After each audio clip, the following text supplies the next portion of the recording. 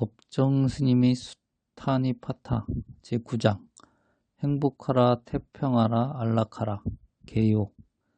눈에 보이는 것이나 보이지 않는 것이나 멀리 또는 가까이 살고 있는 것이나 이미 태어난 것이나 앞으로 태어날 것이나 모든 살아있는 것은 다 행복하라. 본문 행복하라 태평하라 안락하라. 사물에 통달한 사람이 평안한 경지에 이르러 해야 할 일은 다음과 같다. 유능하고 정직하고 말씨는 상냥하고 부드러우며 잘난 체하지 말아야 한다.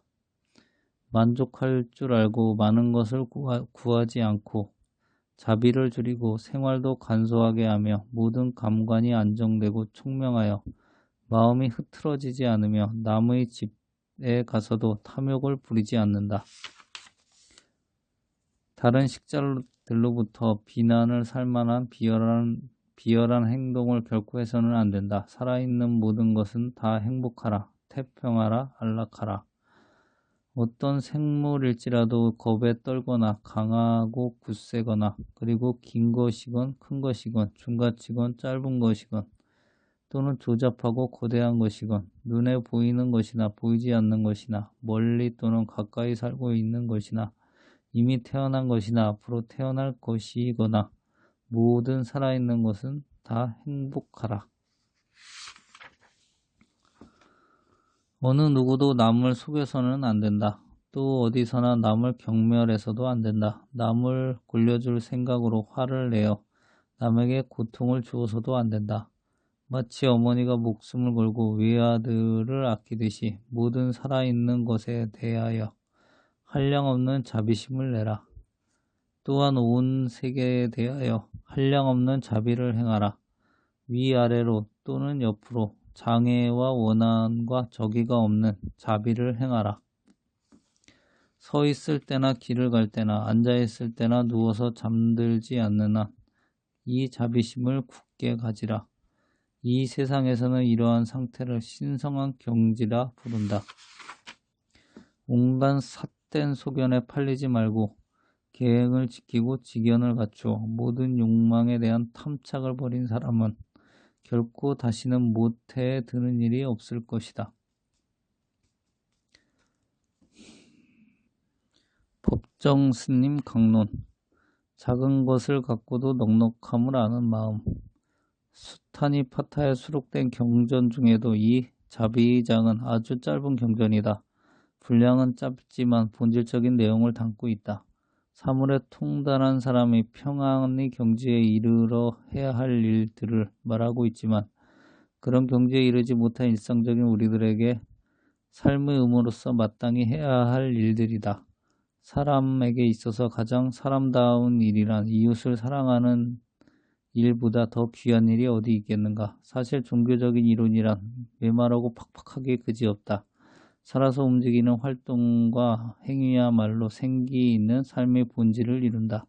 요 며칠 동안 34.5도를 오르내리는 무더위가 계속되고 있다. 산중이 이럴 때 사람들이 많이 어울려 사는 도시는 훨씬 더 무더울 것이다. 이런 날은 좌선도 독서도 혹은 글 쓰는 일도 따분하다. 능률이 오르지 않을 뿐더러 재미가 없다. 재미가 없는 것은 사는 일이 될 수가 없다.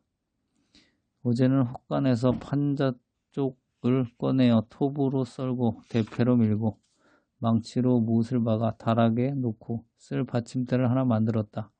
급한 성미라 생각이 떠오르면 바로 그 자리에서 일을 해치워야 직성이 풀린다. 미루게 되면 그것이 마음 한구석에 곰팡이를 피워 다른 일까지 어두운 그림자를 들이운다. 그리고 생각했던 일을 마치고 나서야 또 다른 일로 옮길 수 있다. 한 자락 깔아두고 다른 일을 할 수가 없기 때문이다. 헛간에 세워두었던 판자가 아무 표정도 없이 하나의 재료에 지나지 않던 그 판자가 사람의 생각과 손질이 가자 새로운 생명력을 불어넣어져 쓰임이 있는 하나의 구조물이 된 것이다. 또닥또닥 일을 열중하느라고 한낮의 더위도 잊어버렸다. 일을 끝내고 그 받침대 위에 물건을 올려놓았을 때 흐뭇한 기쁨은 이 무더위 속에서 얻기 힘든 상쾌함이었다. 우물가에 내려가 샘물을 끼얹고 나니 마음과 몸이 날듯이 기뻤다.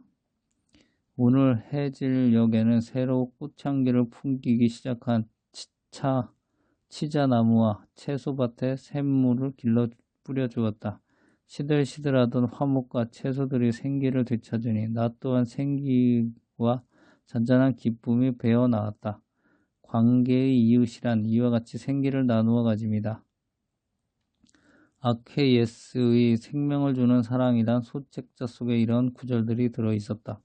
함께 있는 두 사람 사이를 가장 멀리 느끼게 하는 것은 사랑의 결여이다.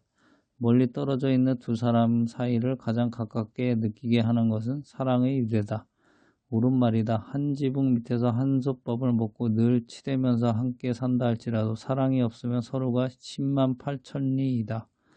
아주 먼 거리를 가리키는 불교적 표현이다. 하지만 멀리 떨어져 있는 사람을 그리워하면서 그 고장의 말씨며 날씨에까지 마음을 쓰는 것은 더 말할 것도 없이 사랑의 그늘이다. 우리 속담에 마음이 천리면 지척도 천리요 마음이 지척이면 천리도 지척이란 말은 이런 소식을 대변해주고 있다. 어떤 사람이 사람답게 살고 있느냐 아니냐는 그가 진실하게 사랑하고 있느냐 아니면 건성으로 사랑하는 채 하거나 혹은 까닭 없이 미워하고 있느냐에 달린 것이라고 할 수 있다. 물론 까닭이 있어 미워하겠지만 어쨌든 미워하는 일은 잘못 사는 일이고 불행한 일이다. 그 책 속의 사연은 계속된다.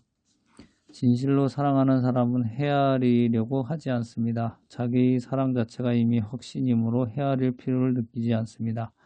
그들은 그 이상 아무것도 바라지 않습니다. 사랑은 나누어 가지는 것이므로 반드시 넘쳐 흘러야 합니다. 그리고 넘쳐 흐르는 것은 헤아릴 수도 헤아릴 필요도 없습니다. 진실한 사랑은 분시 넘쳐 흐르는 것이므로 그렇습니다. 사랑을 헤아리려는 사람들은 참으로 사랑하는 사람들이 아닙니다. 사랑은 줄수록 넉넉해지는 마음이다. 주어도 주어도 더 못 주어 안타까운 마음이다. 여기 받으려는 생각이 끼어들면 그것은 이미 진실한 사랑이 아니다. 예언자에서 지적한 칼리 지브란의 말처럼 사랑은 자기 자신밖에 아무것도 주는 것이 없고 자기 자신에게서 밖에 아무것도 뺏는 것이 없다. 사랑은 소유하지도 않고 누구의 소유가 되지도 않는다. 왜냐하면 사랑은 사랑 그 자체만으로 족하기 때문이다. 얼마나 주고 얼마를 받았는지를 헤아리고 따지는 것은 장사 속의 거래이지 사랑이 아니다. 우리 옛 시조에도 있더라. 사랑이 어떻더냐 둥글더냐 무나더냐 길더냐 짧더냐 자로 잴 수가 있겠더냐 얼마나 긴지는 몰라도 애 끓는 듯 하더라. 날씨가 무더운 바람에 객소리가 길어졌다. 그러면 다시 경전으로 돌아가 보자. 주석서에 의하면 부처님은 이 자비를 호주, 보호해주는 주문으로서 설했다는 것이다. 우리는 주문이라고 하면 무슨 뜻인지 알아들을 수도 없이 중얼중얼 외우는 다란이나 진언 같은 것을 연상하기 쉽다. 그러나 주문은 진실한 말이라면 그 뜻부터 충분히 이해되고 납득되어 외워지고 실천되어야 한다. 아무 뜻도 모르고 그저 열심히 외우기만 하면 공덕이 된다고 하지만 굳이 공덕을 따지기로 말하면 뜻을 모르고 건성으로 외우기보다는 뜻을 알고 그 뜻을 생각하면서 외우는 편이 훨씬 공덕이 되어야 한다. 불타 석가모니의 이성적인 가르침에 비밀은 없다고 부처님 자신이 분명히 선언한 바가 있다. 다란이나 진언이 어째서 뜻이 없단 말인가? 뜻없는 소리를 무엇 때문에 경전에 수록했겠는가? 원어를 해득할 수 있는 능력이 없거나 진실한 말씀의 뜻을 엉뚱하게 잘못 받아들인 데서 온 오류라고 하지 않을 수 없다. 살아있는 모든 것은 다 행복하라, 태평하라, 안락하라. 이런 자비의 선언이야말로 진실한 말씀이 아니고 무엇이겠는가? 기독교의 사랑은 어디까지나 인간본이이다. 그래서 소나 개, 돼지, 노루, 사슴, 토끼 같은 짐승은 모두 사람에게 잡아먹히라고 하나님이 만들어냈다고 한다.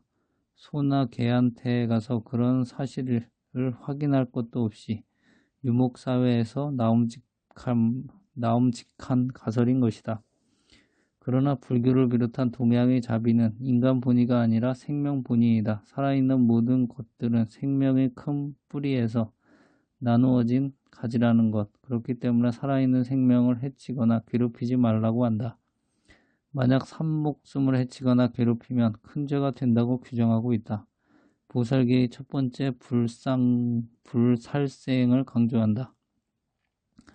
살아있는 모든 것을 제가 죽이거나 남을 시켜 죽이거나 수단을 써서 죽이거나 칭찬을 하며 죽게 하거나 죽이는 것을 보고 기뻐하거나 주문을 외워 죽여서는 안 된다. 즉 죽이는 인과 죽이는 연과 죽이는 방법과 죽이는 업으로 목숨 있는 것을 죽여서는 안 된다. 보살은 항상 자비스러운 마음과 공손한 마음으로 모든 중생을 구원해야 할 것이다. 그럼에도 도리어 방자한 생각과 통쾌한 마음으로 산목숨을 죽인다면 그것은 큰 죄가 된다. 불살생계를 두고 이처럼 상세히 규제하고 있는 가르침을 우리는 일찍이 어디에서도 본 바가 없다. 그만큼 생명을 소중하게 여기고 있는 것이다.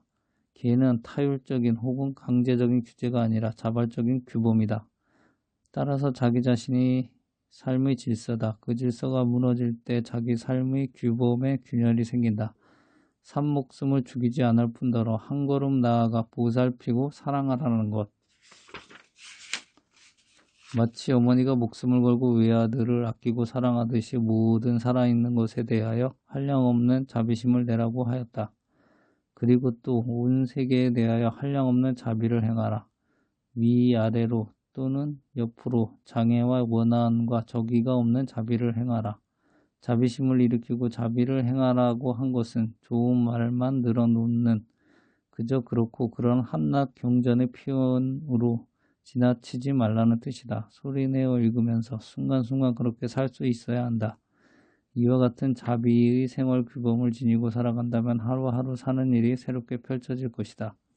살아있는 모든 것을 자비로 대할 수 있다면 내 자신의 삶이 곧 자비로 충만해질 것이다. 서 있을 때나 길을 갈 때나 앉아 있을 때나 누워서 잠들지 않는 한 이 자비심을 굳게 가져라. 이러한 생활 태도를 가리켜 숭고한 경지 혹은 신성한 경지라고 부른다. 이런 경지에 이른 사람은 조그만한 것을 가지고도 거기서 넉넉함을 알고 불필요한 것들을 찾아 헤매지 않는다. 될 수 있는 한 비본질적인 잡일을 줄이고 생활을 간소하고 담백하게 한다. 보고 듣고 하는 감각이 안정되어 마음이 항상 평온하여 흐트러짐이 없다. 그리고 남의 집을 방문했을 때 그 집 세간살이나 가재도구를 보고도 절대로 부러워하거나 탐내지 않는다. 왜냐하면 그의 내면은 이미 자비로 가득 채워져 있어 더 채울 것이 없기 때문이다. 이런 사람은 세간적인 갈등이나 미혹이 없기 때문에 생사에 윤회하는 일도 없을 것임이라고 이 경전은 끝을 맺고 있다. 살아있는 모든 것은 다 행복하라, 태평하라, 안락하라.